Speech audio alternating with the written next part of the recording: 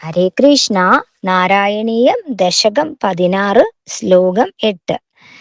ദൃഷ്ടോർവശീം തവ കഥാം ച നിശമ്യ ശക്ര പര്യാകുലോ ജനി ഭവൻ മഹിമാവമർഷാദ് ഏവം പ്രശാന്തരമണീയതരോവതാരാത് തോദിഗോ വരദ കൃഷ്ണ തനുസ്ത്വമേവ.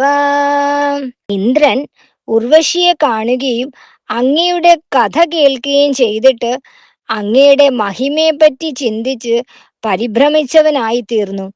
അല്ലയോ വരപ്രദാതാവായ ഭഗവാൻ, ഇപ്രകാരമുള്ള നാരായണൻ എന്ന മൂർത്തിയായ അങ്ങേക്കാൾ ഉത്കൃഷ്ടനും പ്രശാന്തനും മനോഹരനുമായ അവതാരമൂർത്തി ശ്രീകൃഷ്ണനായി അവതരിച്ച അങ്ങ് മാത്രമാണ്.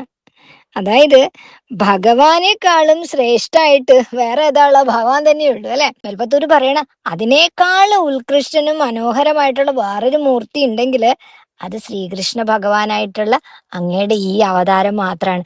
അപ്പം എല്ലാത്തിലും ശ്രേഷ്ഠമായ നമ്മുടെ പൊന്നു ഗുരുവായൂരപ്പ എല്ലാവരെയും അനുഗ്രഹിക്കണേ.